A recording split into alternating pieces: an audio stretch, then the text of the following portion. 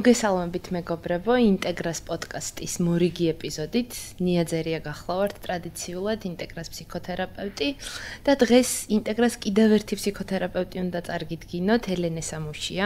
მადლობა ელენე მოწვევისთვის და კიდევ უფრო დიდი მადლობა იმ საკითხის მოტანისთვის, რასაც დღეს უნდა ვისაუბროთ, იმიტომ რომ შეიძლება ნაკლებად სასიამოვნო საუბარი გამოგვივიდეს, თუმცა მე მგონი ერთ-ერთი ყველაზე მნიშვნელოვანი საკითხია არა მხოლოდ ქართულ კულტურაში, არამედ გლობალურად და ეს არის ოჯახში ძალადობა.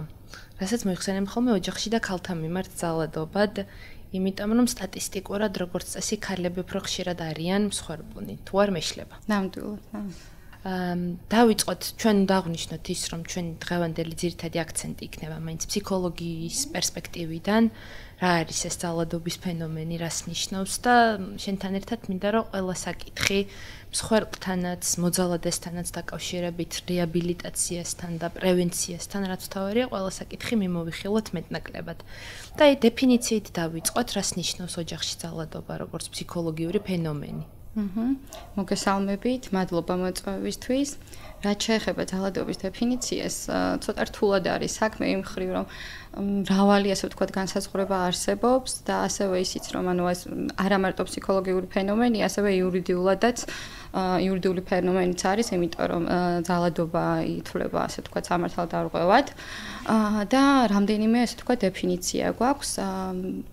ძირითადად არის ეს ქმედება, ნებისმიერი სახის ქმედება, რომელიც არის ზიანის მომტანი და ეს ზიანი შეიძლება იყოს ემოციური სახის, შეიძლება იყოს ფიზიკური სახის ზიანი, ეკონომიკური და ასევე სექსუალური ხასიათის ზიანი. რაც შეეხება თვითონ ოჯახში ძალადობის დეფინიციას, ხო, ეს ანუ ძალადობა და ოჯახში ძალადობის დეფინიციას ოჯახში ძალადობა ძირითადად განისაზღვრება როგორც გენდერული, ასე ვთქვათ, ძალადობის ჭრილში და გენდერული ძალადობის ერთ-ერთ, ასე ვთქვათ, ფორმად არის აღიარებული და გულისხმობს იმას, რომ ძირითადად უფრო ქალების მიმართ არის, ასე ვთქვათ, მიმართული და ესეც არის მათთვის, ასე ვთქვათ, აი ზუსტად ზიანის მომტანი, აი რასაც ვისაუბრეთ, ფსიქოლოგიური კუთხით, ემოციური იქნება, ფიზიკური, სექსუალური თუ ასე შემდგომ. ასევე მინდა ხაზი გაუსვა, რომ ანუ ქალთა მიმართ ძალადობის და ანუ გენდერული ნიშნის ძალადობის სხვადასხვა ფორმა არსებობს, არა მხოლოდ ოჯახში, ასე ვთქვათ, ძალადობა, ოჯახში ძალადობა ერთ-ერთი ყველაზე მეტად გავრცელებული გენდერული ნიშნის ძალადობის ფორმა, ასევე არის მაგალითად ადრეული ქორწინება, იძულებითი ქორწინება, სასქესო ორგანოების დასახიჩრება, იძულებითი აბორტი და ასე ვთქვათ, ასე შემდგომ, რაც იმაზე მიუთითებს, რომ ძალადობა, ასე ვთქვათ, ძირითადად და ნამდვილად უფრო გენდერულ, ასე ვთქვათ, ჭრილში განიხილება, იმიტომ რომ უფრო მეტად არის მიმართული ქალების მიმართ. ეს არ გამორიცხავს იმას, რომ კაცების მიმართ არ არის მიმართული, უბრალოდ თანაფარდობა არის ძალიან, ასე ვთქვათ, განსხვავებული აი ამ ძალადობის. ოფიციალურად ესე კვლევების მიხედვით დაახლოებით 90-95% ძალადობის ხვეპლიები ძირითადად არიან ქალები და ბავშვები. და დანარჩენი, ასე ვთქვათ, პროცენტული მაჩვენებელი არის მამაკაცები. ელენე, შენ რაც ჩამოთვალე ძალადობის ფორმები ახსენე, რამდენიმე ხო ფსიქოლოგიური, ფიზიკური, სექსუალური, ეკონომიკური, რაც ძირითადად ვიცით და არის კიდე უგულებელყოფა, რაც ძირითადად არასრულწლოვნებს მიემართებათ ხოლმე მშობლების მხრიდან. მაგრამ მე რამდენადაც გადაკვეთა მქონია და საკმაოდ ხშირი და აქტიური გადაკვეთა მქონია ოჯახში ძალადობის როგორც მსხვერპლებთან, ისე ჩამდენებთანაც, ერთ-ერთი ყველაზე ზედაპირზე მყოფი, თუ შეიძლება ასე თქვას, პრობლემა არის ინფორმაციის ნაკლებობა. აი განსაკუთრებით მსხვერპლების შემთხვევაში ვგულისხმობ. როცა მას უხსნი, რომ მაგალითად, აი ეხლა შენ რაც გემართება, ამას სახელი აქვს და აი ესე ქვია. როგორც წესი, იქამდე არ იციან ხოლმე და სულ მაქვს მაგის დანაკლისი, რომ რაც შეიძლება მეტი ინფორმაცია მივაწოდოთ საზოგადოებას, რაც შეიძლება ფართოდ და რა თქმა უნდა მარტივად გასაგებად, როგორ ამოიცნოს ადამიანმა, რომ არის ძალადობის მსხვერპლი. თითოეული ეს ფორმა, რაც ჩამოვთვალეთ და რაც ყველაზე გავრცელებული და გვხვდება, რომ მეტნაკლებად განმარტოთ, თუ შესაძლებელია, რას ნიშნავს თითოეული მათგანი. კარგით. რაც ჩამოთვალე ძალადობის ფორმებიდან, მაგალითად ფიზიკური ძალადობა, უფრო ისეთია, უფრო მეტად არის, ასე ვთქვათ, ინფორმაცია და თვალსაჩინო, იმიტომ რომ სწორედ ანუ შედეგები უფრო ისეთია ხილულია, ხო? და სხვა ძალადობის ფორმები ნაკლებად, ასე ვთქვათ, თვალსაჩინოა და ნაკლებად ხილულია. რაც შეეხება ხა თვითონ დეფინიციას და რა შეიძლება ასე თქვა შედიოდეს ამ ძალადობის ფორმებში, ხო, ფიზიკური ძალადობა იგულისხმება ნებისმიერი ხასიათის ფიზიკური ზემოქმედება, რომელიც ჩემთვის ინდივიდისთვის არის ტკივილის მომტანი და ზიანის მომტანი. როცა ფიზიკურ ძალადობაზე ვსაუბრობ, ასევე მინდა ვთქვა, რომ ფიზიკური ძალადობა ასევე მოიაზრებს თავისთავად უკვე ფსიქოლოგიურ ემოციურ ძალადობასაც, იმიტომ რომ ის ჩემთვის არის ემოციური ტკივილის მომტანიც და დამამცირებელი, ხო, შეურაცხყოფელი. რაც შეეხება ყველაზე ესე ვთქვათ მეტად გავრცელებულ და სხვათა შორის ყველაზე მეტად ზიანის მომტანსაც არის ფსიქოლოგიური, სხვანაირად ემოციურ ძალადობასაც უწოდებენ, რომელიც ესე ყველაზე მეტად იდენტიფიცირება ზუსტად ამ ემოციური ძალადობის არის ესე ვთქვათ რთული, იმიტომ რომ ასე ხილული არ არის მისი შედეგები და ასე ვთქვათ მყისიერად არ ჩანს, ხო, ასე ვთქვათ მისი შედეგები. ემოციურ ძალადობად შეიძლება ჩაითვალოს ნებისმიერი ქმედება, რომელიც ჩემთვის არის ტკივილის მომტანი ემოციურად შეურაცხყოფელი, დამამცირებელი და აი საფრთხის შემცველი, ხო, იმიტოვებს აი შიშის განცდას, უსუსურობის განცდას და ემოციურად აი არ ვარ ასე ვთქვათ, არ გძნობ თავს კარგად და ძალიან ბევრი ფორმა შეიძლება შედიოდეს ფსიქოლოგიურ ძალადობაში. შეიძლება იყოს დაცინვა, მუქარა, დაშინება, დაშანტაჟება, დამამცირებელი, ასე ვთქვათ, აი სიტყვების დაძახება. და ძალიან ისე თქვათ ფართო ასე თქვათ ფორმა აქვს ამას. რაც შეეხება ასევე არის ეკონომიკური ძალადობა, რომელიც საკმაოდ გავრცელებულია და ეკონომიკურ ძალადობა მოიაზრებს, ანუ შეზღუდვას ეკონომიკურ რესურსებთან, ასე თქვათ, სტომის შეზღუდვას. შეიძლება იყოს დასაქმებასთან შეზღუდვას, ან იმ გზებთან და იმ რესურსებთან, რომელთაც მე შეიძლება გავხდე ფინანსურად დამოუკიდებელი, ხო? ასევე ჩემს მიერ მოპოვებულ, ასე თქვათ, ფინანსურ რესურსების წვდომასთან შეზღუდვას, განკარგვას, ასევე რაღაცა დავალდებულებას, რომ მე ჩავაბარო, ასე ვთქვათ, ანგარიში ძალადობის ჩამდენ პირს თუ სად დავხარჯე, რამდენი დავხარჯე, რაში დავხარჯე ეს თანხა, ხო? ასევე განათლების აკრძალვა, ხო? იმიტომ განათლებაც გულისხმობს გარკვეულ ფინანსურ, ასე ვთქვათ, დამოუკიდებლობის გზაზე დადგომას, ესეც ეკონომიკური ძალადობის, ასე ვთქვათ, ერთ-ერთი ფორმაა. ასევე გვაქვს სექსუალური ძალადობა, სექსუალურ ძალადობაში ძირითადად უფრო მოიაზრება ანუ ხალხი მოიაზრებს, რომ შეიძლება არის რაღაცა იძულებითი სექსუალური კონტაქტი, ხო? თუმცა ესეც ნებისმიერი სახის სექსუალური ქმედებაა, რომელიც ჩემთვის ჩემი ნების საწინააღმდეგოდ ხორციელდება, რომელზეც მე თანხმობა არ განმიცხადებია და ჩემთვის ესეც არის ემოციურად, ასე ვთქვათ, შეურაცხყოფელი, დამამცირებელი, ეს აუცილებელი არ არის ფიზიკური შეხებით, ასე ვთქვათ, ვლინდებოდეს ნებისმიერი სახის სიტყვიერი, ვერბალური ან არავერბალური ფორმითაც, ხო, გამოხატული ნებისმიერი ქმედება, რომელიც აი ამ ჩემ სექსუალობას საფრთხის ქვეშ აყენებს, ტკივილის მომტანია და ისევ შეურაცხყოფელია, ხო? და როგორც ასევე შენ ახსენე, უგულებელყოფა, თუმცა ეს უგულებელყოფა არის მხოლოდ არასრულწლოვნების მიმართ გამოვლენილი, ასე თქვა, ძალადობის ერთ-ერთი ფორმა, 18 წლამდე გულისხმობს, ძირითადად მზრუნველი პირის მიერ ჩადენილი, ანუ მისი ძირითადი საჭიროებების მისი ძირითადი, ასე ვთქვათ, მოთხოვნილებების და განვითარებისთვის, რაც მნიშვნელოვანია, იმის დაუკმაყოფილებლობას, ხო, შემოიაზრებს განათლებას, წვდომას, კვებაზე, ტანსაცმელზე, სხვადასხვა, ნუ ასევე ზრუნვისთვის და იმ სიყვარულის სითბოსთან, რაც არის აუცილებელი მისია, ანუ ასაკობრივი განვითარებისთვის და კარგად ყოფნისთვის, ამასთან, ასე ვთქვათ, ამის შეზღუდვას და ამის არ დაკმაყოფილებას. სექსუალურ ძალადობასთან დაკავშირებით მინდა რომ პატარა დამატება გავაკეთო. მეც გაყვერებული ვიყავი, მაგრამ აღმოჩნდა რომ აი თუნდაც სამართლებრივ პროცესში, როცა მიმდინარეობს გამოძიება მაგალითად ოჯახში ძალადობის ფარგლებში, საკმაოდ ხშირია და იმაზე უფრო მაღალია სტატისტიკურად რაოდენობა სექსუალური ძალადობისა ფიზიკურ ძალადობასთან ერთად, ვიდრე ჩვენ ამის შესახებ ეს ვიცით.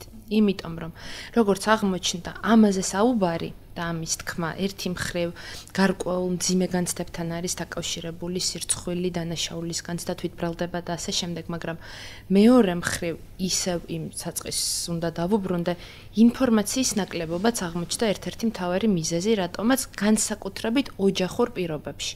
იმიტომ რომ როგორც აღმოჩნდა, ქალმა შესაძლოა არ იცოდეს, რომ კანონიერი მეუღლის მხრიდან იძულებითი სექსუალური კავშირიც არის ძალადობა და არა მისი ვალდებულება, რომელიც აუცილებლად ყოველ მიზეზის გარეშე უნდა დააკმაყოფილოს და შესაბამისად ამას არც ამბობენ ხოლმე, იმიტომ რომ არ აღიქვამს ამ კონკრეტული მიმართულებით ძალადობით მსხვერპლად თავს. ეს საკმაოდ დიდი პრობლემაა.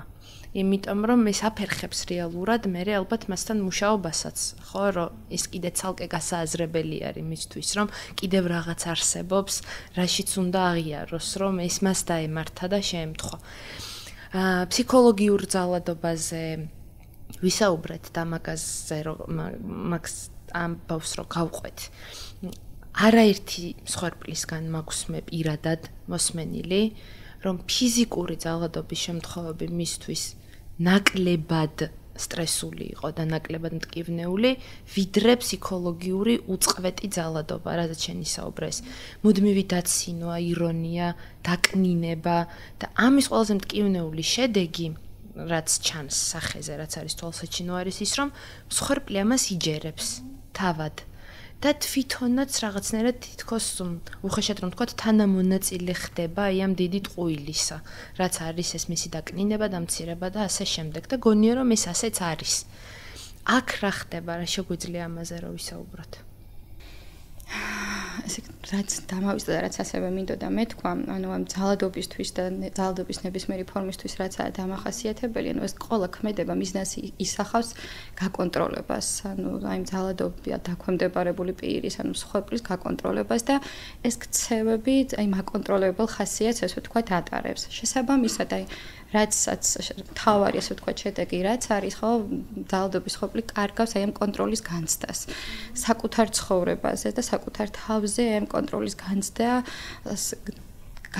აქვს რაც ყოველ შესაბამისად მივყავართ აი უსაფრთხოების ესე ვთქვათ განცდის ესე ვთქვათ მოშლასთან ხო რაც ესეთი ძირეულია და მნიშვნელოვანია ხო კარგად ყოფნისთვის და რაც შეგვიძლია ეს რაც ილუზია და ის რაც ახსენე აი ხშირად აი დასწავლილი უმწეობის ფენომენამდე რასაც მივყავართ ზუსტად არის რომ როცა ეს კონტროლი ასე ვთქვათ ხორციელდება სხვადასხვა ფორმით და მით უმეტეს ეს ქრონიკულ ხასიათს ატარებს ხო ძალადობისთვის რა არის დამახასიათებელი ქრონიკულობა ანუ ეს პერმანენტულად გრძელდება და გახანგრძლივებულია დროში ასევე ესკალაცია ხასიათებს ანუ თავიდან რაღაც შეპარვითი ხასიათი აქვს შეიძლება ესეთი ინტენსიური არ იყოს და ესეთი ხშირი არ იყოს თუმცა დროთა განმავლობაში ეს ინტენსივობა და სიხშირე ასე ვთქვათ იმატებს და ქალისთვის ეს არაპროგნოზირებადი ხდება ხო არ იცის როდი შეიძლება მოხდეს რა შეიძლება მოხდეს აი ეს არის ზუსტად კონტროლის ასე ვთქვათ არქონა და რაც მასში აძლიერებს აი ამ უსუსურობის განცდას უკონტროლობის განცდას და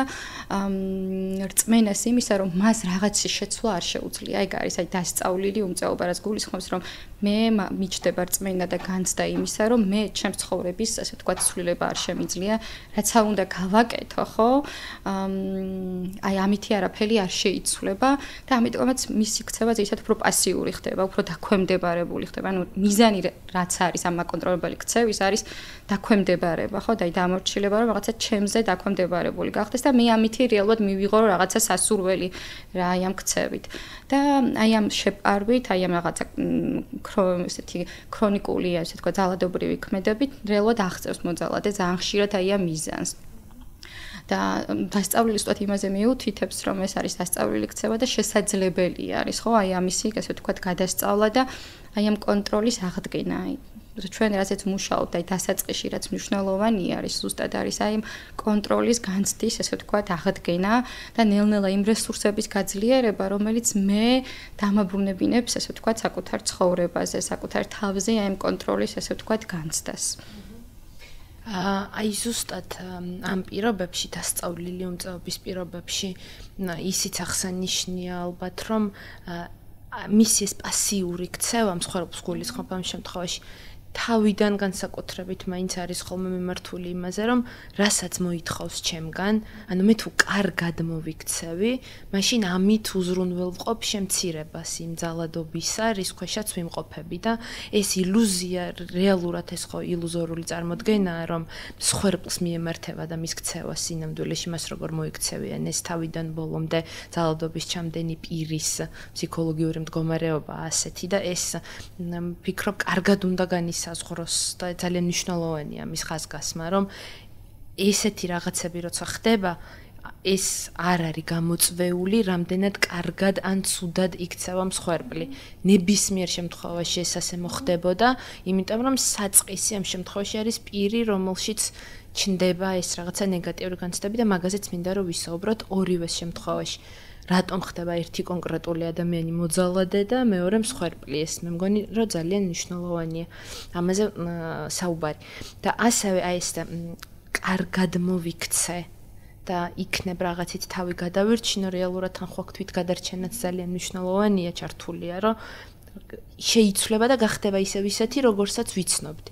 იმიტომ რომ თავიდან მე ასეც არ ვიცნობდი. ალბათ ყველაზე სევდიანი ნაწილი ამ ურთიერთობისა, რაც არის ძალადობრივი ურთიერთობისა, იმიტომ რომ პირველივე წუთიდან ურთიერთობის ესე ძალადობრივად არავინ არ შედის კომუნიკაციაში. ამაზე რომ ვისაუბროთ, როგორ იწყება საერთოდ და მე მგონი ეს ყველა სწორი დრო იქნება ძალადობის ციკლზეც, რომ განვიხილოთ ეს საკითხი რას ნიშნავს. რა თქმა უნდა განსხვავდება ეს ასე ვთქვათ, აი ძალადობის ფორმები და ეს მიმდინარეობა, თუმცა რაღაცა ის საერთო ის ნამდვილად ახასიათებს, ხო, ახასიათებლები, როგორ იწყება მაგალითად, ხო, ძირითად შემთხვევაში, რა თქმა უნდა, არის ის, რომ პირველ ეტაპზე არის ძალიან ასე ვთქვათ, მოძალადე იქცევა, აი ძალადობის ჩამდენი პირი უფრო მოსიყვარულეა, მზრუნველია, ავლენს ასე ვთქვათ, აი საკუთარი დადებითი თვისების ასე თვისებებს და ეჭვი ნაკლებად უჩდება, ხო, ძალადობის მსხვერპლს, რომ შეიძლება რაღაცას ძალადობას კონდეს ასე ვთქვათ ადგილიან მისი ქცევა იყოს ასე ვთქვათ ძალადობრივი.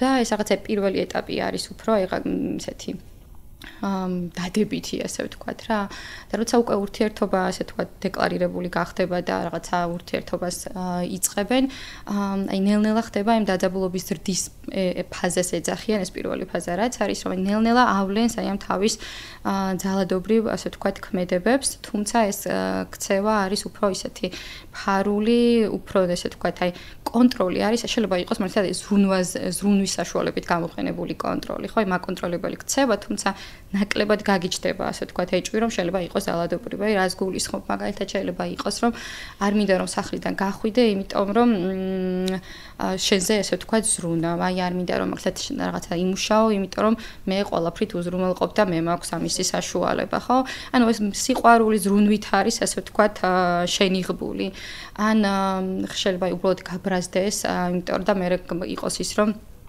ამის მიზეზი მაგალითად შენიყავი რაღაცა თავისუფლად მაგრძნობინე და ის დაადანაშაულოს ხო თუმცა ეს არ არის ესე ვთქვათ აი ინტენსიური და ხშირი თავდაპირველად თუმცა ნელ-ნელა ეს იზრდება და მეორე ფაზა არის ხოლმე როცა სერიოზული ესე ვთქვათ ძალადობრივი ინციდენტი ხდება და ძირითადად ეს გულისხმობს ფიზიკურ ძალადობას თუმცა აქ აღსანიშნავია რომ ეს პირველი ფაზა ხო ეს დაძაბულობის ფაზას რასაც ეძახიან ხო შეიძლება თვეები და წლებიც კი მიმდინარეობდეს და ფიზიკურ ძალადობას არ ქონდეს ასე ვთქვათ ადგილი რამდენიმე წლის მანძილზე, თუმცა ეს სიხშირე და ინტენსივობა ძალადობის იყოს ასე ვთქვათ მზარდი.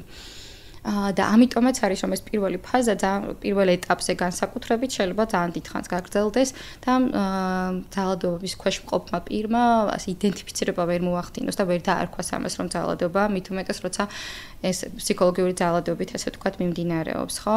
და ხშირად ასეთ პერიოდში მოძალადე იყენებს ისეთ სტრატეგიებს, როგორიც არის მაგალითად მისი დადანაშაულება, ხო? ან თავის მართლება, ან რაღაცა მინიმიზაცია ამ საკუთარი ქცევის შედეგების, ხო? ანუ საკუთარ ქცევაზე ამ პასუხისგებლობას არ იღებს და მსხვერპლსაც აქვს განცდა, რომ რეალურად შეიძლება რაღაცა სხვა რაღაცეები იყოს მის ქცევაზე, ესე ვთქვათ, პასუხისგებელი, მაგალითად ის რომ ცუთხესიაძე იყო, ის რომ მაგალითად სამსახურში ცუდი დღე ქონდა, ან დაკარგა, ან ხშირად არის მისი მძიმე ბავშვობა და ასე შემდგომ, ხო?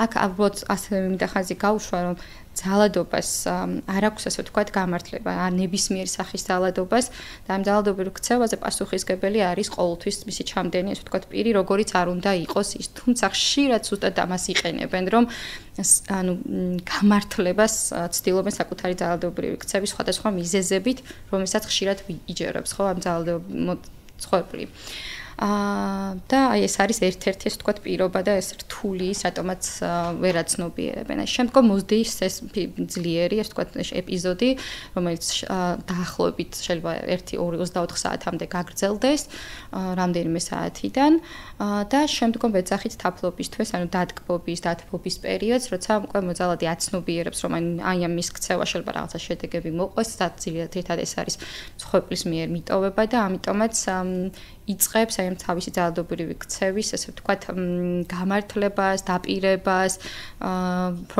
ხო საჩუქრებს, კარგად, ესე ვთქვათ, ბჭყალებში კარგად იქცევა და ცდილობს, რომ ასე ვთქვათ, გამოასწოროს ისე ბჭყალებში საკუთარი, ესე ვთქვათ, ქცევა და 1000 დაპირებას, ასე ვთქვათ, იძლევა. და ციკლურობას თვით ამას გულისხმობს, რომ თაფლობის თვის პერიოდის შემდგომ ისევ იწყება ეს დაძაბულობის დის პერიოდი. კვლევები აჩვენებს, რომ აი დაახლოებით აი ეს ციკლი 5-6 განმეორების შემდგომ არის, როცა პირველად ტოვებს ქალი აი ამ ძალადობრივ ურთიერთობებს, რომ იქამდე აქვს ეს იმედი, რომ შეიძლება შეიცვალოს, ხო? რატომაც არ ტოვებს, ხო? ერთ-ერთი ეს ზუსტად ეს ფსიქოლოგიური ფის არის, აი ამ ციკლურობიდან გამომდინარე, ხო? გიტოვებს განცდას, რომ შეიძლება შეიცვალოს, ხო? შეიძლება რაღაცა, ასე ვთქვათ, გამოსწორდეს, იმიტომ რომ მისი ქცევა ისევ არაწინასწარმეტყველებადია და ასე ვთქვათ, აი ცვალებადია. და გარდა ამისა, სხვა ბევრი ფაქტორებიც უწყარის ის, რის გამოც შეიძლება, ასე ვთქვათ, არ დატოვოს მსხვერპლ მოძალადე. ხო, თან სამწუხარო რაც ამ ძალადობის ციკლის ირგვლივ არის ის, რომ ყოველი თაფლობის თვე, რომელიც სრულდება იმით, რომ მსხვერპლი, ასე ვთქვათ, მიუტევებს მოძალადეს ზუსტად იმ იმედით, რომ იქნება ეს აღმოჩნდეს საწყისი იმისთვის, რომ შეიცვალოს და შეცვალოს საკუთარი ქცევა, ყოველ ჯერზე უფრო და უფრო ხანმოკლეა ხოლმე და მე საერთოდ ქრება და უკვე აღარ საჭიროებს საერთოდ იმ ხელა როგორც შენ აღნიშნე ეს არის სრულად დომინაციისა და კონტროლის ურთიერთობა, სადაც მხოლოდ ერთი მიზანია მოძრავებს ძალადობის ჩამდენ პირს და ამის შემდგომ უკვე მას რაღაცნაირად არ ვიცი როგორ თქვა, ბოლომდე რო დაამყარებს ამ კონტროლს, უკვე აღარც სჭირდება იმ ძალის ხმევის ჩადება, რომ მაგალითად ან ბოდიში მოიხადოს, ან დაპირდეს, რომ ეს აღარ განმეორდება. თან არის ხოლმე რაღაც ემოციური манипуляცია მსხვერპლზე ისეთი მიზეზებით, როგორიც არის პასუხისმგებლობის გადაბრალება, მაგალითად რაღაც ნივთიერებაზე, რომ ან რაღაც ალკოჰოლის ზემოქმედების ქვეშ ვიყავი, ნარკოტიკული ნივთიერების ზემოქმედების ქვეშ და ასე შემდეგ და მსხვერპლს პირიქით უჩნდება мотиваცია, რომ მე დავეხმარები, შევცვლი, მე შევძლებ და ეგ მე მგონი ერთ-ერთი ყველაზე მტკივნეული და რთულად გასამკლავებელი ამბავია მოძალადის მხრიდან. აი ეს დავალდებულება თან ძალიან თბილად თითქოს, რომ შენ უნდა იყო აუცილებლად ჩემ გვერდით არაერთი მსხვერპლისგან მომისმენია და მათ შორის მოძალადისგანაც. მართლა ეს ღრმა რწმენა იმისა, რომ აუცილებლად უნდა გვერდით მყავდეს მე ეს ადამიანი, რომ მე შევძლო შეცვლო, მის გარეშე მე ეს არ გამომივა. ეს უკვე განწირული არის იმ თავით წარუმატებლობისთვის, ასეთი დამოკიდებულება მეორე ადამიანზე და მით უმეტეს როცა მსხვერპლსაც ჯერა ამის რეალურად რაღაცა დათვური სამსახური უფრო ვიდრე რეალური დახმარება. ასეთ დროს მე მგონი განცალკევება ყველაზე უფრო ლოგიკურია ხოლმე, რომ თუ არის შესაძლებლობა და სურვილიც, რაც თავარია, თავად ძალადობის ჩამდენი პირის მხრიდან, რომ მართლა შეცვალოს ეს ქცევა. სანამ ქცევის შეცვლაზე გადავალთ იქამდე, აი იმ საკითხს დავუბრუნდეთ. საიდან იწყება ძალადობა, რატომ ხდება საერთოდ ადამიანი მოძალადე, რა ვიცით ამის შესახებ? მიზეზები, ძალადობის გამომწვევი მიზეზები, ხო? იცი რა, ეგეც რამდენიმე თეორია არსებობს, აი ამ ძალადობის, ასე ვთქვათ, გამომწვევი მიზეზების ამხსნელი, ასე ვთქვათ, თეორიები, თუმცა რასაც ყველაზე მეტი მტკიცებულება აქვს და რასაც შეგვიძლია, ასე ვთქვათ, ვისაუბროთ, ეს არის სხვადასხვა ურთიერთდაკავშირებული, ასე ვთქვათ, ფაქტორების, ასე ვთქვათ, შედეგია, ხო? და ეს ფაქტორები, ანუ სხვადასხვა რისკ ფაქტორების შედეგად განპირობებული. თუმცა არსებობს, ასე ვთქვათ, ძირში, ასე ვთქვათ, არსებული მთავარი მიზეზი. თვითონ ასე ვთქვათ, აი ბევრ ასე ვთქვათ დოკუმენტში, მაგალითად აი გაეროს დეკლარაციაშიც მითითებულია, რომ აი გენდერული ძალადობის, ანუ ქალთა მიმართ ძალადობის მთავარი ასე ვთქვათ გამომწვევი მიზეზი არის ქალსა და კაცს შორის არსებული ისტორიული, ასე ვთქვათ, აი ამ უთანასწორობის და რომლის მიზეზი, ამ უთანასწორობის მიზეზი არის აი კულტურაში არსებული ნორმები, პრაქტიკები, ეს მამნე პრაქტიკები, სტერეოტიპული დამოკიდებულებები, ან გენდერული როლების მიმართ არსებული, ასე ვთქვათ, ეს წმენა შეხედულებები, ხო, რაც არის გავრცელებული და ეს არის ის, რაც კვებავს აი ამ უთანასწორობას და რაც კაცს აძლევს აი დომინანტურ, ასე ვთქვათ, მდგომარეობას და შესაბამისად იზრდებიან, ხო, ეს კაცები, ანუ ეს არ არის, ანუ გამსჭვალულია აი ამ ნორმებით, აი ამ ღირებულებებით, საზოგადოებაც, ოჯახიც, ის საღვთელო გარემოც, რომ აი რაღაცა როლები აქვთ კაცებს, ქალებს და შესაბამისად მეტ, ასე ვთქვათ, აი პრივილეგირებული, ხო, რაღაცა უფლებამოსილებით გაჟღენთილი, ესე ვთქვათ, აი აზროვნებით, რომ მე უფრო მეტის უფლება მაქვს, რაღაც მე მეტი, ესე ვთქვათ, ძალა უფლება მაქვს, მე მეტი ძალა მაქვს და შესაბამისად რაღაცის მეტის მოთხოვნის და რაღაც ვალდებულება. აი ეს არის ერთ-ერთი, ესე ვთქვათ, აი მთავარი, ესე ვთქვათ, ძირში არსებული, ესე ვთქვათ, მიზეზი და სხვა ასევე არსებობს ის რისკ ფაქტორები, რომელიც კიდევ უფრო მეტად აძლიერებს აი ამ ძალადობის, ესე ვთქვათ, გამოვლენას. ეს შეიძლება იყოს უკვე თემში არსებული გარკვეული რისკ ფაქტორები, ოჯახში არსებული და თვითონ ინდივიდისთვის დამახასიათებელი რისკ ფაქტორები. რა შეიძლება ეს იყოს სოციალურ-ეკონომიკური მდგომარეობა, როგორია თვითონ საზოგადოებაში და თემში, ну რაც უფრო ცუდი და ასე ვთქვათ დაბალი სოციო-ეკონომიკური მდგომარეობა ალბათობა მეტი იზრდება, ხო, აი ამ ძალადობის ასე ვთქვათ გამოვლენის. ასევე არის ისე აი ცნობიერების და რესურსების ასე ვთქვათ ფლობა, რას ცნობიერებას ასე რა დონეა და რას ფლობენ აი ამ საკუთარ უფლებებთან ასე ვთქვათ დაკავშირებით, ხო, ქალებიც იქნება თუ ასე ვთქვათ კაცებიც. ასევე გარკვეული ძალადობრივი გამოცდილება ინდივიდუალურ დონეზე ერთ-ერთი რისკ ფაქტორია, როცა თავად ბავშვობაში იყვნენ ძალადობის, ასე ვთქვათ, სხვებიან ძალადნებისმიერი მატრამირებელი გამოცდილების, ასე ვთქვათ, ქონა, თუმცა უნდა აღვნიშნოთ, რომ ეს ყველაფერი არ არის, ასე ვთქვათ, გამომწვევი მიზეზი, ეს არის ასე ვთქვათ, სხვადასხვა რისკ ფაქტორების შედეგად ალბათობა იმისა, რომ ეს ვთქვათ, ძალადობა გამოვლინდეს, მოკლედ იზრდება. თუმცა აქვე მინდა ასევე რაზე გავუსვა ხაზით, ჩვენ ახლა ესეც ვსაუბრობთ, რომელ ძალადობის ფორმაზეც ვსაუბრობთ, ეს არის აი იზოლებითი, ესე ვთქვათ, აი მაკონტროლირებელი ძალადობა, სადაც ასე ვთქვათ, აი მთავარ მიზეზად აი ამ უთანასწორობაზე არის გამომწვეული. თუმცა კვლევები მიუთითებს და პრაქტიკაშიც აი თერაპიული მუშაობის დროსაც შეიძლება ადგილი ჰქონდეს ძალადობის, ანუ ქალთა მიმართ ძალადობის ისეთ ფორმებს, როცა არ არის, ესე ვთქვათ, მოტივი და ეს გამომწვევი მიზეზი, ეს ძალაუფლება და ასე კონტროლის, ესე ვთქვათ, მოპოვება, ხო?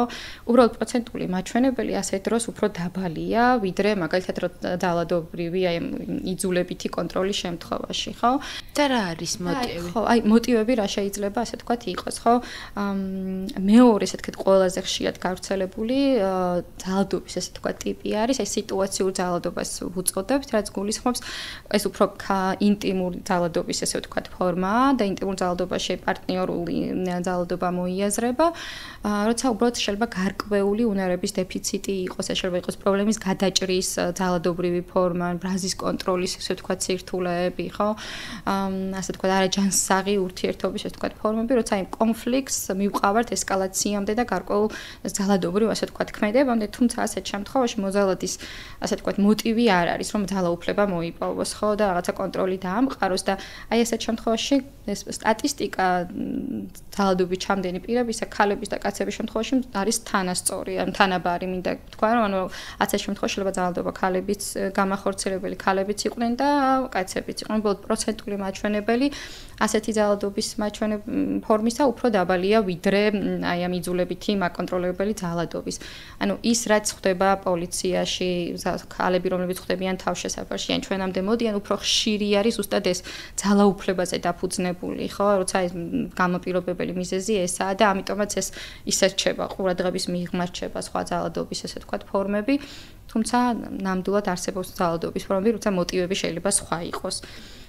ასევე ხშირად არის ქალი, როცა არის ძალადობის განმახორციელებელი, ასეთ შემთხვევაში საუბრობენ წინააღმდეგობაზე, ანუ ძალადობა როგორც წინააღმდეგობა, ანუ როცა არის ქალი მსხვერპლი და ძალადობრივ ქცევას ახორციელებს თავდაცვის მიზნით. აი ყველაზე ხშირად როცა ქალის მიერ ხდება ფიზიკური ძალადობა, ან ხშირი ასევე მიხეთ კვლელობა, ხო? აი ამისი გამომწვევი მიზეზი არის უბრალოდ ეს თავდაცვითი, ასე ვთქვათ, თავდაცვის მიზნით განხორციელებული, აი პირველად ძალადობაზე, მაკონტროლებელ, ასე ვთქვათ, ძალადობაზე. და კიდევ ასევე გამოყოფენ დაშორებით განპირობებულ ასე ვთქვათ ძალადობას, როცა წყვილი შორდება ერთმანეთს. ასე დროს ასე ვთქვათ იზრდება აი ამ ძალადობის ასე ვთქვათ გამოვლენის ალბათობა და აქაც ყოველთვის არ არის მიზეზი ის რომ ეს ძალაუფლების და კონტროლის მიზეზით შეიძლება იყოს განპირობებული, უბრალოდ აი ეს როგორც მატრამირებელი მოვლენა, დაშორება და ამის შედეგი შეიძლება იყოს რაღაც არაჯანსაღი ქცევით და აი ძალადობრივი ქცევით გამოვლენილი, მით უმეტეს თუ ამ დაშორების პროცესში ბავშვებიც არიან ჩართული და აქ მერე დავა იწყება აი მეურვეობაზე. შენ რაც ახსენე ეს ძალადობის გამომწვევ მიზეზებზე ერთ-ერთი ალბათ ყველაზე მნიშვნელოვანი არის თვითონ გამოცდილება წარსულში ძალადობის გამოცდილება, რაც თავად გადაუტანია და შემდგომ გაიზარდა რაღაც ამ წიაღში.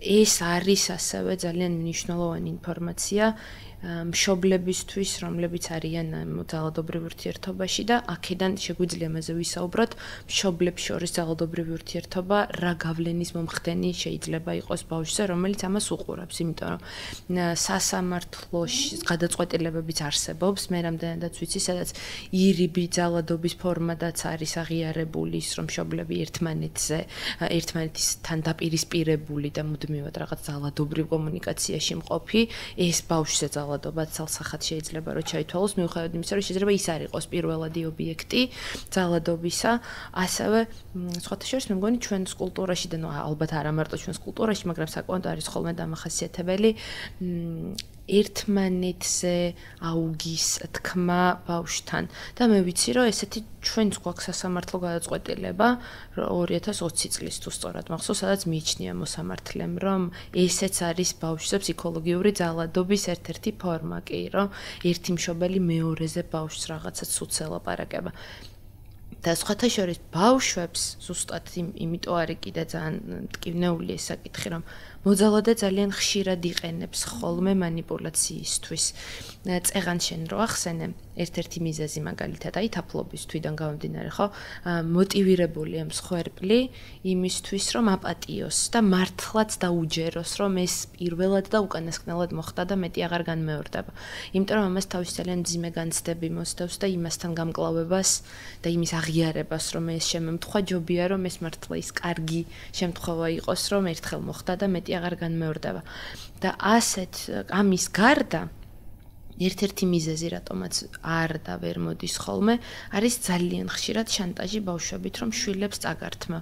მე რამდენ მსხვერპლთანაც მქონია შეხება, არაერთთან მქონია, ალბათ არ ვიცი 70% მინიმუმ იყო ასე დაშინებული, რომ მე არ ვიცოდი საწავსულიყავი და რა უნდა მექნა, იმიტომ რომ მე მუქრებოდა, რომ ბავშვებს აღარ მანახებდა არასდროს. განსაკუთრებით იმ შემთხვევებში, როცა მსხვერპლს საკუთარი ოჯახის მხარდაჭერაც არ აქვს ხოლმე და სამწუხაროდ ალბათ ეს უნდა ვახსენოთ, რომ ესეც ძალიან არსებული ცოცხალი რეალობაა ჩვენს ირგვლივ, ჩვენს კულტურაში. არაერთხელ მსმენია თვითონ მშობლების მხრიდან მსხვერპლს აქვს მოსმენილი, გაგონილი და რაღაცა შთაგონებული, რომ ქმარია და რომ ეს შეუძლია, ამის უფლება აქვს, რასიზამ უნდა მოითმინო და ასე შემდეგ. მე მაინც იმეც ვიტოვებ, რომ უფრო და უფრო რაც დრო გადის იცვლება ეს დამოკიდებულება და უფრო მეტად მიმღებლები არიან მშობლები მსხვერპლის შვილების მიმართ, მაგრამ ყოველ შემთხვევაში მაინც არსებობს. და ეს კიდევ უფრო ხელს უშლის, რომ წამოვიდეს ეს ადამიანი და გაწყვიტოს ეს ციკლი, რაღაც მანკიერი წრე, რომელშიც იმყოფება. თვითონ მსხვერპლს თუ აქვს რაიმე წინასწარი მახასიათებლები, რითიც შეგვიძლია ვივარაუდოთ, რომ აი ეს ადამიანი შესაძლოა მსხვერპლი გახდეს ფსიქოლოგიურად. კი, იცი როგორ არის, ანუ არსებობს ისევ რისკ ფაქტორები, რომლის უფრო მოწყულად ხდის ქალს, აი ამ შეიძლება გახდეს სამიზნე, ესე ვთქვათ რა, შეიძლება ისე უცუდად ჟღერს, მაგრამ რეალურად ესეა. და რა რისკ ფაქტორები არ კვლევებიც რასაც საჩვენებს და ჩემი პრაქტიკიდანაც რაც არის ისე აი ფსიქოლოგიურ მახასიათებლებზე თუ ვისაუბრებთ, ანუ ერთ-ერთი არის საკუთარი პირადი საზღვრების არ ქონა. ხო? აი უფრო პასიური ქცევა და უფრო აი დამორჩილებული ქცევა და ნაკლები ამ თავდაჯერებულობის ესე ვთქვათ განცდის ქონა. ასევე არის რესურსების, სოციალური რესურსების დეფიციტი, აი რომელიც შენ ახსენე, ხო? და ამ სოციალური ურთიერთობების დეფიციტში რა იგულისხმება, ხო? მხარდაჭერის არ ქონა, როცა მეტად იზოლირებული ხარ საზოგადოებისგან, სოციალური, ასე ვთქვათ, გარემოსგან, ეს უფრო მოწყვლადს ქმნის. ამიტომაც, როგორც ერთ-ერთი მნიშვნელოვანი დამცავი ფაქტორი ერთი რომ არ გავხდე მსხვერპლი და მე როცა თუ დავექვემდებარე ამ ძალადობას, აი დაღწევის, აი იმისი არის მხარდაჭერის, ასე ვთქვათ, არსებობა. არის ეს ერთ-ერთი ესე ვთქვათ ფაქტორები, ასევე ეკონომიკური დამოუკიდებლობის არ ქონა, იმიტომ რომ ეკონომიკური დამოუკიდებლობის არ ქონა არის იზოლაციის და ამ იზოლირებულების ერთ-ერთი ესე ვთქვათ წინაპირობა, ხო? ეს ფაქტორები უფრო ესე ვთქვათ ზრდის ალბათობას იმისა, რომ შეიძლება გავხდე რაღაც ამომავლოდ აი ამ ძალადობის ესე ვთქვათ მსხვერპლი. ასევე დავამატებდი ისეთი წმენა შეხედულებებს, რომელიც მე თავად ვამართლებ, ხო? აი ამ დომინანტურას, მამაკაცო და კაც ვანიჭებას, ასე ვთქვათ, აი უპირატესობას, ხო? როგორც აი ოჯახის მმართველს, როგორც რაღაცა უფრო ძლიერს, რომელსაც მეტი პასუხისგებლობა აქვს და ამის დეკლარირებას, ასე ვთქვათ, ვახდენ, ესეც არის ერთ-ერთი, ასე ვთქვათ, წინაპირობა. და ელენე, აი გადამწყვეტი მომენტი როდის დგება, როცა საბოლოოდ ხდება გაწყვეტა ამ კავშირის. იმიტომ რომ როცა ჩვენ საუბრობთ თუნდაც ციკლზე, ძალადობრივ ურთიერთობაზე და ასე შემდეგ, ეს ურთიერთობა შესაძლოა გრძელდებოდეს წლები. ძალიან ბევრი წელი შესაძლოა მიმდინარეობდეს თუნდაც დაწყებული იმ დაძაბულობის ფაზიდან, სადაც რაღაც ნელ-ნელა და უფრო და უფრო მეტად იზრდება ეს დაძაბულობა და მანდ ერთ-ერთი ძალიან საინტერესო მომენტია აი დაძაბულობის ფაზის დროს ეს ციკლის პირველი ფაზა რაც არის მსხვერპლის განცდები არის, რომელიც გრძნობს რომ რაღაც ცუდი უნდა მოხდეს და მართლა სრულ დაძაბულობაში იმყოფება, თითქოს ელოდება რომ თავს რაღაც დაატყდება და არც იცის ეს როგორ უნდა აიცილოს თავიდან. ეს შეიძლება გაგრძელდეს წლები და მერე კიდე ამას მოსდევს უკვე ინციდენტი, თაფლობის თვე და ასე შემდეგ და ეს ციკლურობა. წლების განმავლობაში ადამიანი ამაში ცხოვრობს. შემდეგ რაღაც მომენტში რაღაც ხდება საბედნიეროდ, რის გამოც ის უკვე იღებს მტკიცე გადაწყვეტილებას, რომ ეს უნდა დასრულდეს. და მიუხედავად იმისა, რომ შესაძლოა არც ოჯახის მხარდაჭერა ჰქონდეს, არც მატერიალურად უზრუნველყოფილი იყოს, ყოველგვარი რაღაცა გარეშე, დახმარებების გარეშე, მაინც გადაწყვეტოს, რომ ეს უნდა დასრულდეს და როგორც წესი, ესეთ დროს არის ხოლმე განსაკუთრებით მნიშვნელოვანი სახელმწიფოში სერვისების არსებობა, რომ იქ თავშესაფრით უზრუნველყოფა მოახერხოთ თუ კრიზისული ცენტრებით თუ ასე შემდეგ და ასე შემდეგ. აი ეს რა გადამწყვეტი მომენტია და როდის დგება და რატო არ დგება მაგალითად უფრო ადრე. ხო, ეგეც ძალიან კომპლექსურია. ჩემი გამოცდილებით ერთ-ერთი ყველაზე მთავარი მომენტი, ასე ვთქვათ, მიზეზი, როცა ხდება, ეს არის, როცა საფრთხე უკვე უფრო სერიოზულად არის აღქმული და საფრთხე, ესე ვთქვათ, საფრთხე იზრდება, უფრო მაღალია, რაც გულისხმობს ეს შეიძლება მუქარა იყოს, მოკლის, შეიძლება იყოს სერიოზული, ესე ვთქვათ, დაზიანება, როცა ფიზიკური ძალადობა, ესე ვთქვათ, უფრო სერიოზული შედეგების, ესე ვთქვათ, მომტანია და ეს არის ერთ-ერთი, ასე ყველაზე ხშირად როცა ქალი მიდის, ასე ვთქვათ, დასახმარებლად, არის ფიზიკური, აი ინციდენტის მეორე ფაზის შემდგომ, როცა ფიზიკური ძალადობა არის, ასე ვთქვათ, უკვე დამდგარი, ვინაიდან ეს საფრთხის, ესე ვთქვათ, ალბათობას, საფრთხის განცდას უფრო ზრდის და უფრო რეალურს ხდის.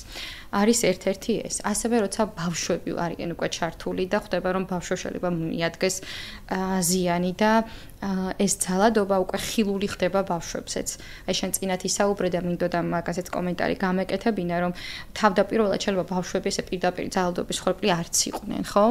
თუმცა ასევე ხაზგასმა მინდა იმაზე, რომ როცა ოჯახში სადაც ძალადობა ხდება და იქ არის ბავშვი თუნდაც ამას არ ხედავდეს, არ ისმენდეს და უშუალოდ შემსწრე არ იყოს, მაინც ითვლება ოჯახში ძალადობის მსხვერპლად, იმიტომ რომ ყველაზე ძირეულს, ასე ვთქვათ, ურქმნის პრობლემას, ეს არის უსაფრთხოების განცდას, ხო?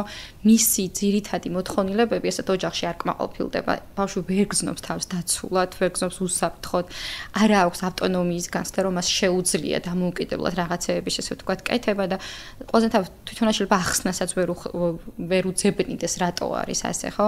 არ არის ის თავისუფლების განცდა არ აქვს, რომ შეუძლია გააკეთოს, თქვას, მოიქცეს ისე როგორც მას სურს, იმიტომ რომ ის ატმოსფერო, ხო, ის დაძაბულობა არის ოჯახში.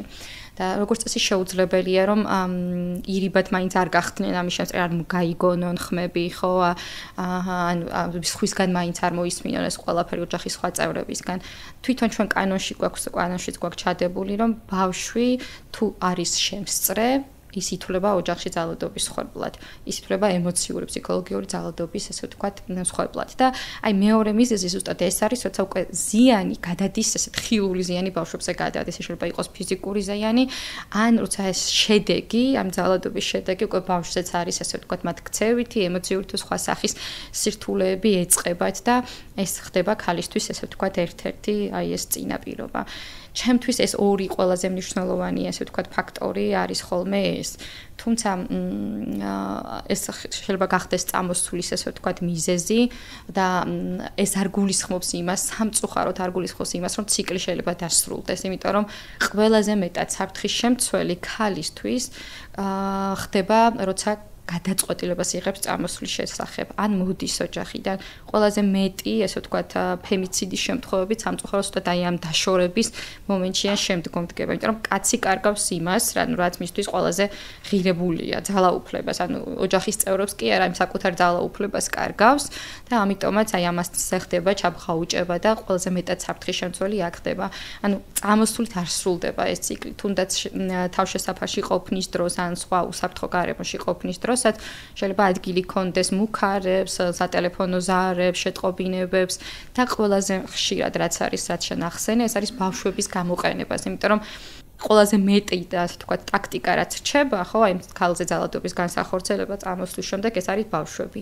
და აქ იწყება ბავშვებით манипуლირება და ესეც ერთ-ერთი ძალადობის ფორმა და აღიარებული და ყველაზე უფრო ჩემთვის ყველაზე სენსიტიური და რთული ის, იმიტომ რომ ძალიან ძნელია მისი დეფინიცია, იმის განსაზღვრა თუ რა შეიძლება იყოს სწორი ან არასწორი და თან სამწუხაროდ არ გვაქვს ჩვენ აი ამ საკითხთან დაკავშირებით რაიმე კომპლექსური, ესე ვთქვათ, მიდგომა და ესე ვთქვათ, ეს სისტემური ესე ვთქვათ, სისტემურად არ უმუშაობთ ამასთან დაკავშირებით, ხო? აი არ ყავს ფსიქოლოგები, რომელიც ამ საკითხზე იმუშავებდნენ თვითონ სახელმწიფო, ასე ვთქვათ, დონეზე და უშუალოდ ამაზე იქნებოდნენ, ხო? ასე ვთქვათ, ორიენტირებულები, იმიტომ რომ აი ზუსტად აი რომელიც ახსენე სასამართლო, ასე ვთქვათ, გადაწყვეტილება, როცა გამოტანილი იქნა რომ ფსიქოლოგიური ძალადობა, სულ რამდენიმე გვაქვს, ბევრი შემთხვევები არა, თუმცა რეალურად ყოველი მეორე შემთხვევა, ყოველი თუ არა შეიძლება ფსიქოლოგიური ძალადობა ჩაითვალოს, თუმცა ძალიან რთულია განსაზღვრო, რომ ეს არის ბავშვების გამოყენება და ეს არის ბავშვზე განხორციელებული, ასე ვთქვათ, ფსიქოლოგიური ძალადობა. აი რა ფორმა შეიძლება კონდეს ისე მე ბავშვების მოთაფლვას,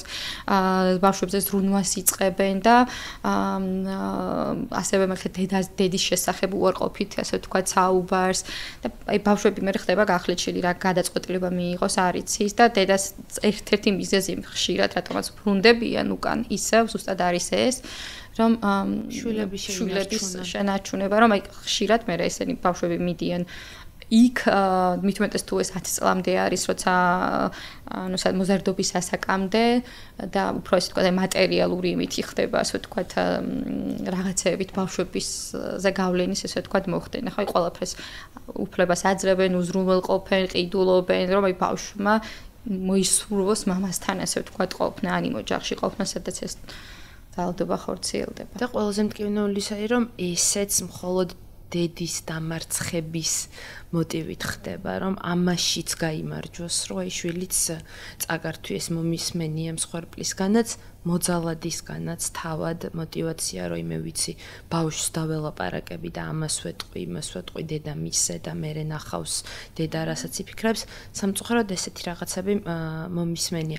ამასთან ემატება კიდე არა მხოლოდ ეს გამოცდილება, გარდა ამისა, მე თუ ხდება რაღაც ქალი თუ იწყებს, მსხვერპლი თუ იწყებს საკუთარი უფლებების დაცვას, თუნდაც სამართლებრივად იქნება ეს თუ ნებისმიერი სხვა მემართულებით, მერე აქ მაინც სამწუხაროდ ხდება ბავშვების ჩართვაც, ეს გარდაუვალია, იმიტომ რომ ხა სამართლებრივად საჭიროა რომ მაგალითად ბავშვი რომელიც კონკრეტულ ინციდენტს შეესწრო, გამოიკითხოს მაგალითად და მიეწოდოს ინფორმაცია და ამას ცალკე ძალიან განიცდიან ხოლმე და ძალიან ღელავენ და ამის გამოც მე მინახავს, ამის გამოც რაღაცა უკან დახევა იმაზე რომ აღარ მინდა საერთოდ არც გამოძიება, აღარ მინდა საერთოდ არაფერი აღარ მინდა, ხა ეს ბავშვი თუ რამე უნდა კითხოთ, ბავშვი თუ რაღაცა უნდა ბავშვმა უნდა ილაპარაკოს და ასე შემდეგ. ესეც ძალიან ხშირია ხოლმე მტკივნეულია და ბევრი რამეა, რაც საკმაოდ დამაბრკოლებელია იმისთვის, რომ დასრულდეს ეს. აი დასრულებისთვის აი იცი რა, რესურსები არის მნიშვნელოვანი. ხალის გაძლიერება და ეს გაძლიერება მხოლოდ ემოციურ გაძლიერებას არ მოიაზრებს, ხო? ეს არის ეკონომიკური გაძლიერება, ხო, დამოუკიდებლობის, ესე ვთქვათ, შესაძლებლობა, რომლის რესურსები ნაკლებად არის ჩვენთან, ხო?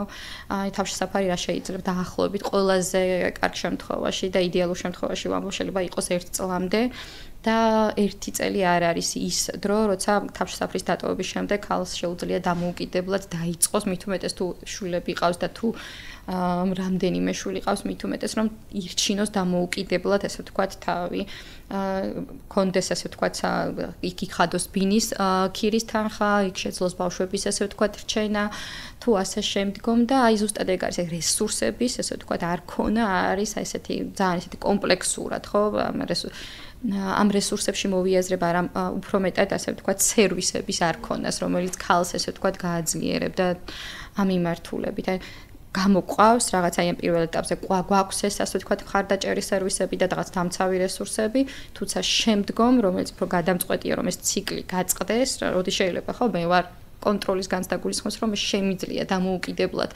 ცხოვრება და რაღაც პასუხისგებლობის აღება ამ ყველაფერზე, მაგრამ თუ ეს რესურსები არ იქნა, ვერ შევძლებ და ეს სერვისები არის ძალიან ეპიზოდური, არ არის ესე ვთქვათ ეს რაღაცა პერმანენტული, თვითონ ეს რესურსებიც არაწინასწარმეტყველებადია და ბუნებრივია ქალს უჭირს. ანუ რეალურად ძალიან ბუნებრივია რომ უჭირს ამ გადაწყვეტილების მიღება, იმიტომ რომ არ არის რასაც დაიყრდნობა აი ამ ყველაფერს და აი ეს არის ძალიან ისეთი აი არ ვიცი ძალიან კისევდიანი, ხო? ძალიან ხშირად ქონია განცდა, რომ აი რაღაცა აძლიერება, რაღაცა ემოციურად იღებს ამ გადაწყვეტილებას, თუმცა ჩემთვისაც ბუნდოვანია აი ამისი ეს ხო მომავალი. აი ზუსტად კარგი დროა მე მგონი, რომ პრევენციის ნაწილზე გადავიდეთ. პრევენცია ვერ იქნება, ჩემი სუბიექტური შეფასება ასეთი. როცა ოჯახში და ქალთა მიმართ ძალადობის პრევენციაზე ვსაუბრობთ, შეუძლებელია ეს მხოლოდ ინდივიდუალური პასუხისმგებლობა იყოს, მაგალითად, მსხვერპლის, რომ მოდი, შენ მიატოვე, ახლა წამოდი, მერე შენ რაღაცა გაიარე თუნდაც თერაპია, ასე შემდეგ და აქ ამოიწურება. ამას უფრო ფართო მასშტაბით უნდა განვიხილავდეთ, ჩემი აზრით, ეს სახელმწიფო დონეზე თუ საზოგადოებაში ცნობიერების ამაღლებით თუ აბსოლუტურად ყველაფერი. თუმცა პრევენციის ნაწილი მინდა რომ რაღაცა ორი მიმართულებით დავუყოთ და ვიტყვი რატომ. ჩემი სუბიექტური ღრმარწმენით, როცა ვსაუბრობთ ძალადობის პრევენციაზე, არ ვიქნებით მართლები, თუ მხოლოდ მსხვერპლის მხარდაჭერის სერვისებზე ვისაუბრებთ, იმიტომ რომ ჩემი აზრით მოძალადესთან მუშაობაც და მისი ქცევის ცვლილება და პრევენციაც ზუსტად ისეთივე მნიშვნელობისაა, როგორც მსხვერპლთან მუშაობა და მისი გაძლიერება.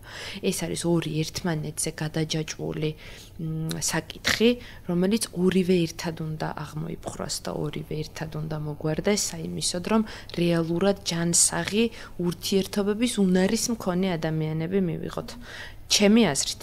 და მინდა რომ ამაზე ვისაუბროთ, შენ როგორ ხედავ რა როლი აქვს, რა მნიშვნელობა აქვს მოძალადესთან მუშაობას და პირველ რიგში რას გულისხმობთ, როცა ამას ვამბობთ, რომ მუშაობ მოძალადესთან, რა მიმართულებით ხორციელდება. იმიტომ რომ მე მაწუხებს ის, რომ მე რაც ვიცი ყოველ შემთხვევაში, განსაკუთრებით საკუთარი სურვილით მომართვენება, ჩვენ წაღან საუბრობდით, შენ რაც გამიზიარი რომ მაგალითად მოსამართლეები უდებენ დამცავ ორდერში ვალდებულებას, რომ გარკვეული ტიპის რეაბილიტაცია გაიაროს, კარგი პრაქტიკაა ნამდვილად და უმჯობესია, მაგრამ საკუთარი სურვილით რომ მე მივხვდი აღმოვაჩინე რომ რაღაც პრობლემა მაქვს ქცევაში და მინდა ეს გამოვასწორო, საკმაოდ მტკივნეული ხოლმე არ ვიცი დაბალია რა რაოდენობა ამას გულისხმობ. და კარგად რომ განვსაზღვროთ რა არის ეს, რას ნიშნავს და რატოა მნიშვნელოვანი. გეთანხმები, ანუ იმაში რომ ნამდვილად მხოლოდ სხვებთან მუშაობა იმდენ შედეგზე ორიენტირებული ვერ იქნება და ცალმხრივია და გულისხმობს ანუ ეს თუ გვინდა სხვებლის უსაფრთხოებისთვის და აი ამ მთავარი ასე ვთქვათ მიზნის მიღწევისთვის ან სხვებთან მუშაობის დროს მთავარი მიზანი არის პირველი მისი უსაფრთხოების, მისი და ბავშვების უსაფრთხოების უზრუნველყოფა და ერთ-ერთი გარდა სხვებლის მუშაობისა მოიაზრება ზუსტად ძალადობის ჩამდენ პირებთან მუშაობაც და ეს არის აი ამ უსაფრთხოებისთვის და იმ პრევენციისთვის, როგორც რეაგირების კუთხით, ასევე პრევენციის კუთხით განხორციელებული აუცილებელი, ასე ვთქვათ, საჭიროება. ჩვენთან აი ამ საქართველოში გულისხმობ ძალადობის ჩამდენ პირებთან მუშაობის გამოცდილება გვაქვს.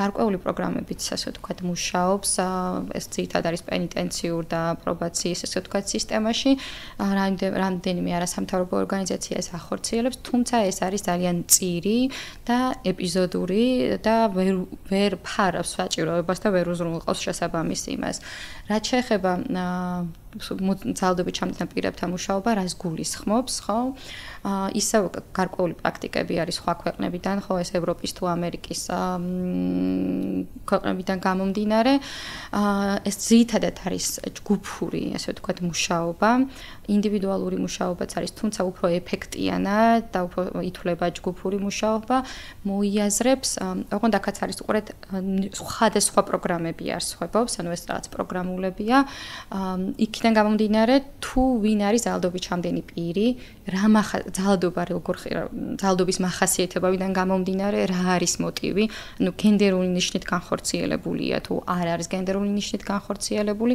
ანუ აქ იმაზე მიუთითებს რომ ეს პროგრამები უნდა იყოს განსხვავებული და უნდა არსებობდეს სხვადასხვა სახის პროგრამები და მუშაობის ესე ვთქვათ მიმართულება იქიდან გამომდინარე თუ ძალადობის სპეციფიკიდან გამომდინარე და მიმართული არის აი ამ სხვებლის უსაფრთხოება. მთავარი მიზანი ის სხვებლის უსაფრთხოება და ძალადობის ჩამდენი პირის ქცევის ასე ვთქვათ ცვლილებაზე.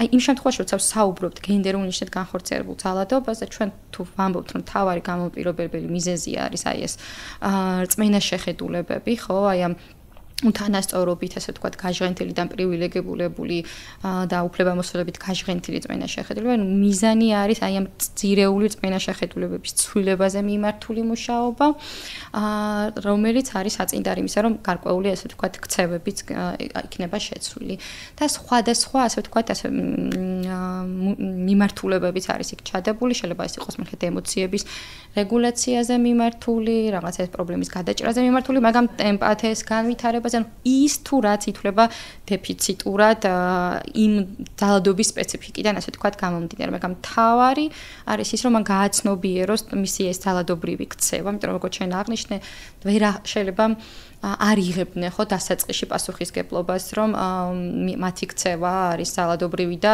თავად არიან ასე ვთქვათ ამაზე პასუხისგებლები მიმართულია იმაზე რომ მათ საკუთარ ქცევას დაარქვან რომ ეს არის ნამდვილად ძალადობრივი აიღონ ამ საკუთარ არამხოლოდ მიმდინარე წარსულში განხორციელებულ ძალადობრივ ქცევებსაც პასუხისგებლობა და დაიწყონ ცვლილება აი ამ წმენა შეხედულებებზე რომელიც არის აი ამის განმაპირობებელი ხო ძალადობრივი ქცევის აი ძირითადად ამაზე არის მიმართული თუმცა არსებობს ასევე სხვა პროგრამებიც იქიდან გამომდინარე თუ ძალადობის ასე ვთქვათ მოტივები განსხვავებულია მაგალითად შეიძლება იყოს ოჯახის წევრების მიმართ არა მხოლოდ ქალების არამედ სხვა ოჯახის წევრების მიმართ განხორციელებული ასე ვთქვათ ძალადობა ან სხვა ოჯახის წევრის მიერ განხორციელებული ძალადობა სადაც მოტივი შეიძლება არ იყოს ასე ვთქვათ ეს გენდერით განხორციელებული ხო გენდერული მოტივი ასეთ შემთხვევაში ეს პროგრამები განსხვავებულია აქაც რა თქმა უნდა არის აი ქცევაზე მიმართული ქცევის ცვლილებაზე მიმართული თუმცა ეს შინაარსი და ესენი განსხვავებულია. და დასასრულს მსხვერპლის მხარდაჭერაზე ვისაუბროთ.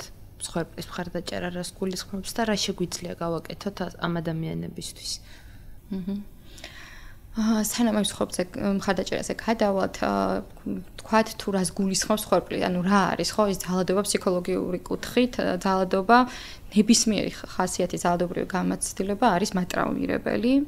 და რაც გულისხმობს იმას, რომ მისთვის ეს არის საფრთხის შემცველი, ზიანის მომტანი და აი სიცოცხლისთვის და საფრთხის შემცველი, ხო, რომელიც იწვევს უმეტეს შემთხვევაში ძირითადად აი მატრაუმირებელ, ასე ვთქვათ, ტრამვისთვის დამახასიათებელ სიმპტომებს და ძალიან ხშირად არის დაკავშირებული, აი 50%-ზე მეტია გარკვეული ფსიქიკური დაავადებების, ასე ვთქვათ, განვითარების ალბათობა, ყველაზე ხშირი რაც ეს არის პოსტტრაუმული სტრესული აშლილობა, დეპრესია და შფოთვითი აშლილობა.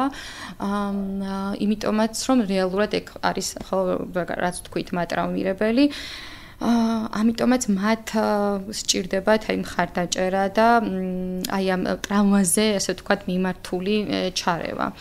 განსხვავება არის ის, რომ პირველ ეტაპზე, როცა ეს მოგმართავს, იქნება თუ რაღაცა დახმარებას ითხოვს, პირველი არის ეს უსაფრთხოების უზრუნველყოფა და რაღაცა დაცულობის და სტაბილურობის შექმნა და ასეთ დროს არ არის, ასე ვთქვათ, აუცილებელი, რომ უშუალოდ დავიწყოთ აი ამ ტრავმის ჩარევით. პირველი არის, რომ აი რაც შეგვიძლია, ხო, ეს არის უბრალოდ ხარდაჭერა, მათ გვერდში, ასე ვთქვათ, ყოფნა, მოსმენა და რამდენადაც შესაძლებელია უსაფრთხოების უზრუნველყოფა, რომ აი განცდა იმისა, რომ რაღაც ეს ისევა იმ კონტროლის განცდა დაუბრუნდეთ საკუთარ, ასე ვთქვათ, ცხოვრებაზე, ცხოვრების შესახებ და შემდგომ არის უკვე პროფესიული ჩარევა, თუ აი იმის საჭიროება, ასე ვთქვათ, დადგა.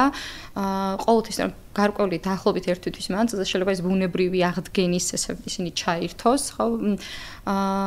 გზები და თავისთავად აღიდგინოს აი ეს რესურსები და გამკლავების, ასე ვთქვათ, სტრატეგიები და არ დასჭირდეს აუცილებლად, ესე ვთქვათ, ეს რაღაც პროფესიული ჩარევა.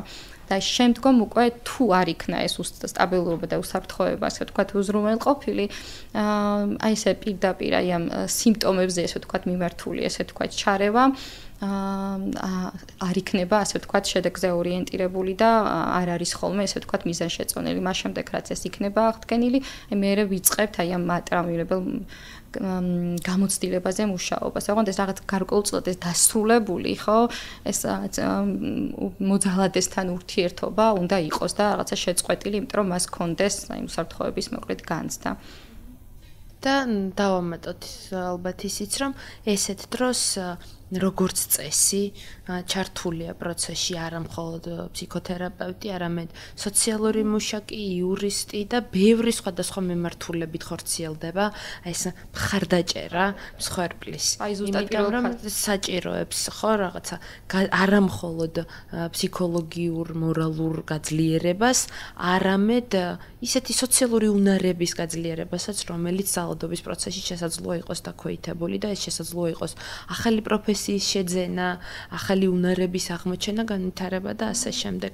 ეს არის კომპლექსური მიდგომა, რომელიც არის იდეალური ასეთ შემთხვევაში, რომ მართლაც ძალიან მომწონს ეს ფრაზა, რომ დაიბრუნოს კონტროლი საკუთარ ცხოვრებაზე, რომელიც სავარაუდოდ დიდი ხნის განმავლობაში ჰქონდა დაკარგული. უღრმესი მადლობა, ძალიან დიდი მადლობა ელენე მოსვლისთვის და ამ ერთ-ერთი ყველაზე მნიშვნელოვანი თემის წამოწევისთვის და მადლობა თქვენ. იმედია, რომ რაც შეიძლება მეტი მსხვერპლის დახმარებას მოვახერხებთ და არა მარტო მსხვერპლის მოძალადისაც, იმიტომ რომ ისინიც გარკვეულწილად საჭიროებენ დახმარებას უდავოდ. უღრმესი მადლობა, წარმატებები. მადლობა თქვენ.